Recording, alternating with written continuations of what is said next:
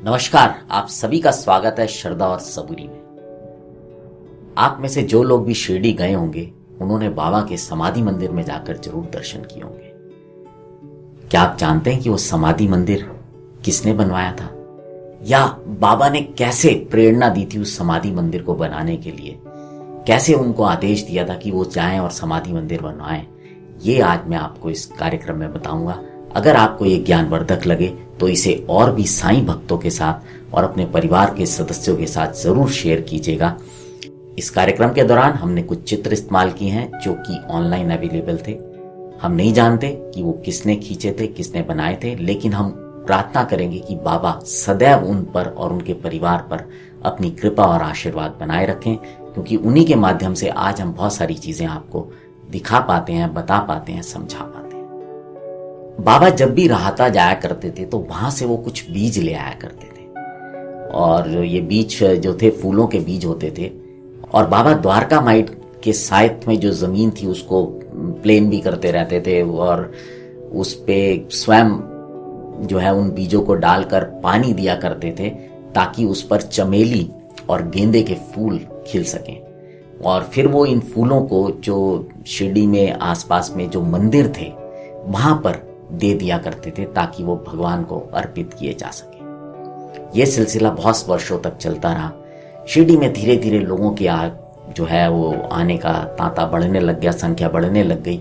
जो वहां पर उस समय 2 वाड़े थे वो थोड़े से छोटे पड़ने लग गए। और एक बार की बात है कि जो दीक्षित वाड़ा था वहां पर श्यामा और बापू साहेब बूटी विश्राम कर रहे थे, सो रहे थे। तो जब वो सो रहे थे तो बापू साहब बूटी को स्वप्न में बाबा ने दर्शन दिए और बोला कि तुम एक वाड़ा बनवाओ। उस स्वप्न को देखकर एकदम से बूटी साहब की आंख खुल गई, तो उन्होंने देखा कि उनके पास बैठे हुए श्यामा रो रहे हैं। तो उन्होंने श्यामा से पूछा, भाई तुम क्यों रो रहे हो, क्या हो गया? श्यामा ने कहा कि बाबा मेरे स्वप्न में आए और उन्होंने बोला कि द्वारका माई के साथ एक वाड़ा बनवाओ, मैं वहां पर रहकर सबकी इच्छाएं पूरी करूंगा। और ये बात सुनकर श्यामा की आंखों में आंसू आ गया, उनका गला भर आया, इसलिए वो रो रहे थे।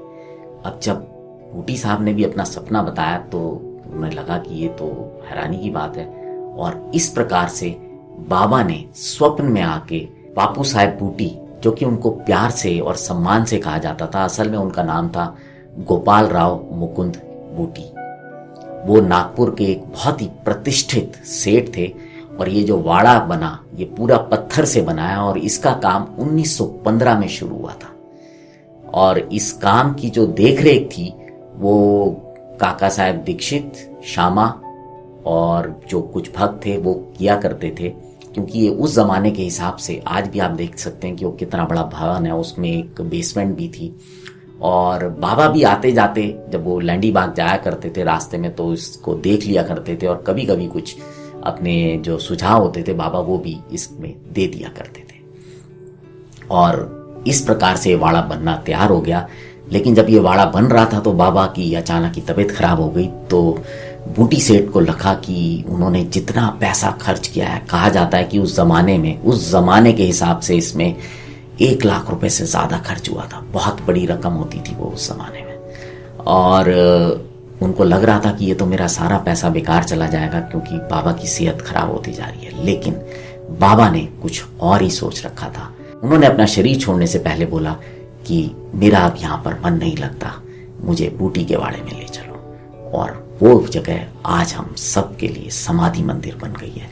बाबा के सभी भक्त जो उनको प्यार करते हैं, उनको गुरु मानते हैं, समाधि मंदिर में जाकर उनके दर्शन करते हैं और जो कुछ वो चाहते हैं उसको प्राप्त करते हैं। समाधि मंदिर में बाबा की मूर्ति कैसे बनी ये हम आपको पहले ही बता चुके हैं। पुनः आपसे निवेदन करूंगा कि अगर आपको आज का ये कार्यक्रम ज्ञानवर्धक लगे तो इसे अपने मित्रों के साथ, साईं भक्तों के साथ जरूर साझा कीजिएगा। अब आपसे विदा लेते हैं। बने रहें श्रद्धा और सबूरी के साथ।